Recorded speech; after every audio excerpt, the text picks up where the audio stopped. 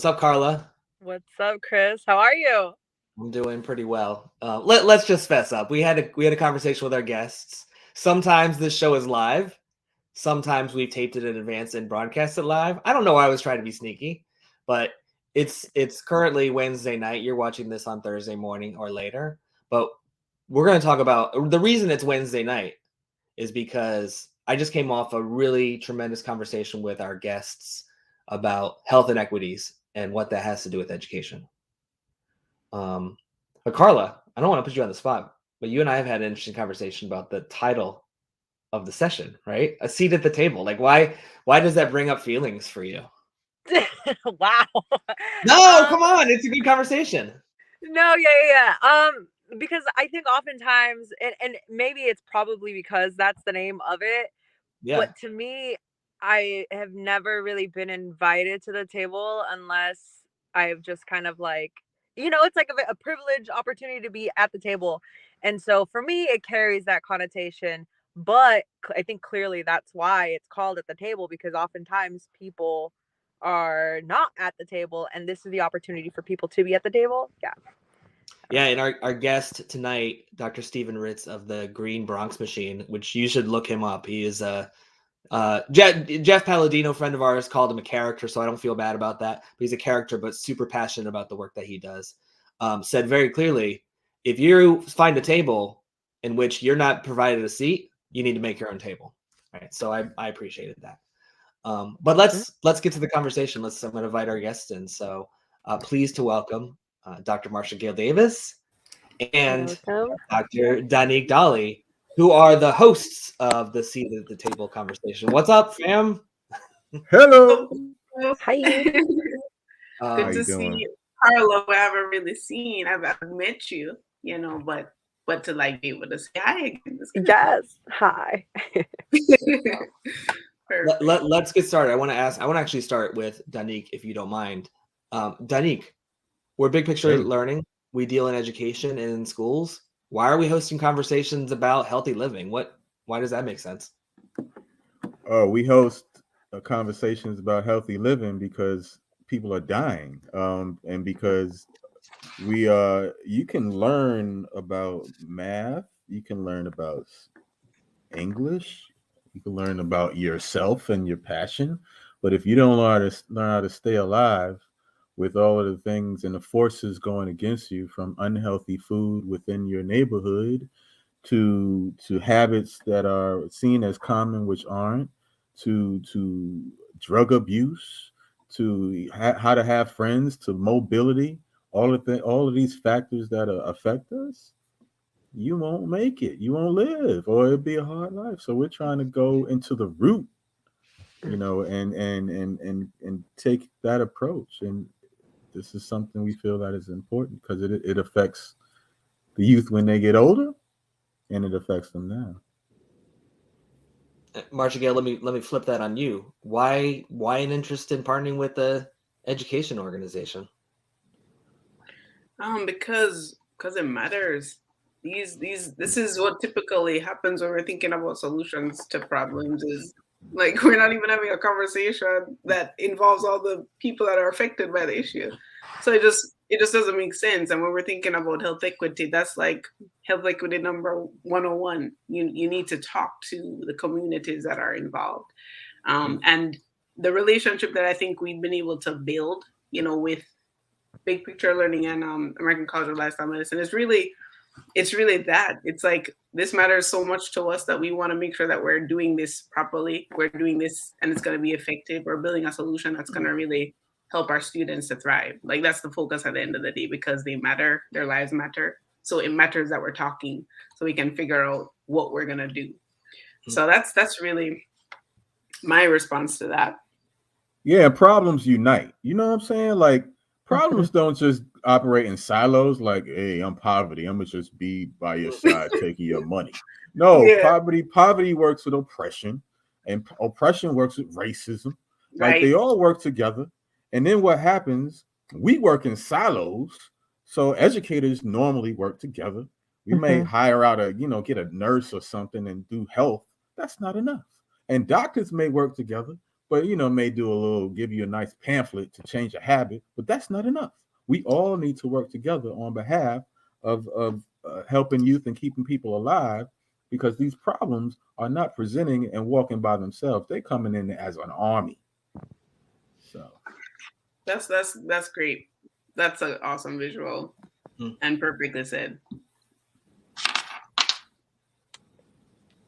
Yeah. Listen, y'all, I am so inspired. When I saw this kind of like coming to fruition, BP Living, I was like, or just like the topics that y'all are talking about in your podcast, I was like, yeah, that resonates. But now where I'm at in my life, I think also being in education and just seeing as a young adult, as an adult, but also yes, and growing up in poverty, I'm like, yes, why didn't I have this growing up? And I'm so happy that y'all have this for youth now.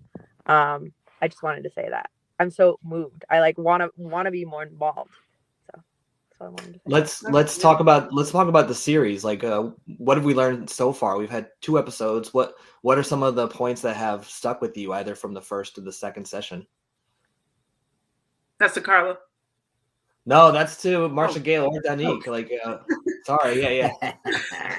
I mean, it's like, let's understand what's really going on. That was the first one, to be honest. It's like this conversation around actually health and around disease has been so focused on individual people, and people are then taking the brunt of this blame. Like, you can't do it. What's wrong with you? Get some willpower, figure it out, stop eating crap.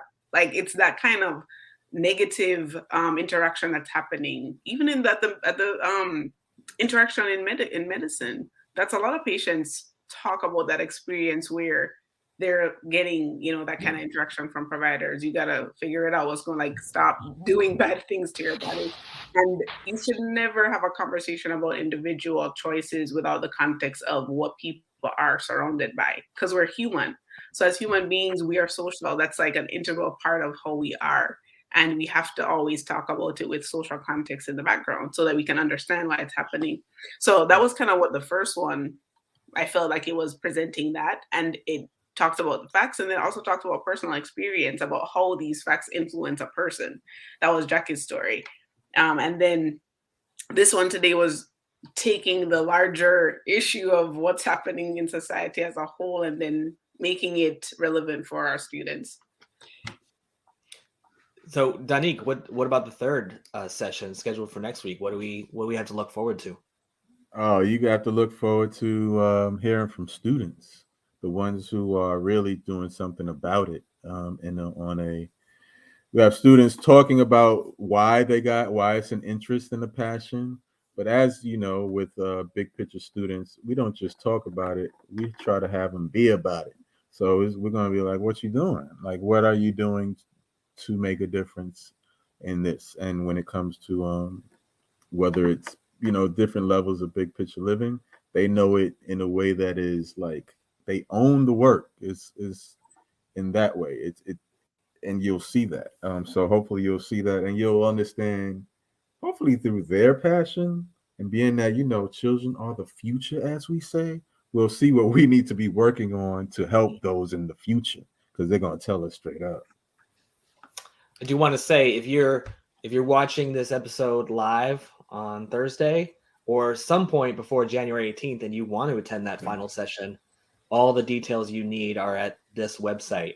If it's past January 18th and you think this is probably an amazing conversation that I missed, I'm guessing you're watching this video on Big Picture's YouTube channel. All of the recordings of the 3 sessions are also somewhere on this page. So find them, watch them. They have been truly engaging conversations. Danique, I want to talk to you about one last thing, because I know it's near and dear to your heart. This is our second episode this week. We talked to Jeff Palladino earlier this week. And of course, you're from the Bronx. He's from the Bronx. Can't talk about the Bronx this week without acknowledging the fire. I want to let folks know, if they can support the fire relief, they should go to thebronx.org/donate. That's the website for the Bronx Community Foundation. You want to talk about this at all? I don't mean to put you on the spot, but I know that the Bronx lives in your heart. Yeah, I mean, it's interesting. The Bronx has been in the news a couple of times, and we talk about poverty. First of all, I love the Bronx, and it's not just poverty. We are the home of hip hop. We Right? are creative Woman, yes. people in the Bronx, gritty. But we influence New York City, and that means we also influence the world. But I think we exist also through some hard times because Manhattan gets a lot of the light, and that means it leaves us in the dark sometimes. And sometimes you may have those who are in Section 8 housing, living in a building where landlords don't always obey codes, which we probably will find out something like that. It's almost the equivalent as when you give, food that is, and I won't say equivalent, but is parallel when you think about like you're hungry, you give people food, but some of the food is almost crap. And some of the safety measures, and you need a home, you get a building, but the safety measures in the building are crap too. And so the doors don't close during the fire because who knows who's running it and what's going on in there. So I don't know all those details, but what I do know is it shouldn't have happened because I know these type of things wouldn't have happened. I don't think they would. I don't know in Manhattan below 96th Street, but in the boogie down Bronx, this is what we're dealing with. So God bless. I hope that and anything we can do for those families, but also highlight these issues. Well, we've had a long night of serious conversations, both over at Seat at the Table and also here right now. I want to appreciate both of you for your time, and I look forward to closing out with you next Tuesday night. Any final words? Any final words? I would just say if Please. people have not attended any of the webinars, attend this one. This is like the students are talking about what they're doing. It's so amazing, so inspiring. Shout out to the Big Picture Living Skunk Works team made up of students. So I look forward to hearing from them next week. Thank you both for your time. Please, if you haven't had a chance to grab a healthy dinner, do so now. Yeah. Or drink your water. Or lunch, whatever. Yeah. That's right, Carla. Drink some water. All right. Appreciate you. Carla, where are you coming from? Well, I'm not driving, clearly. I know that. My in-laws restaurant, my father-in-law owns a restaurant in New Jersey. So we like to drop by and have dinner with him. And I've had the pleasure of being there, so I'd like to come back if the invitation is open. Maybe we should do a Cup of Joy live from your father-in-law's restaurant at some point. Yes, that'd be great. Please. All right, another great conversation wrapped. Happy Wednesday night, happy Thursday morning for folks that are viewing it, and have a great night, whether you choose to or not. I really can't get it. Take us out, Carla. Make it a great evening and day, but also drink your water. I tell Lisa this all the time. Drink your water, folks. See you later. All right, bye.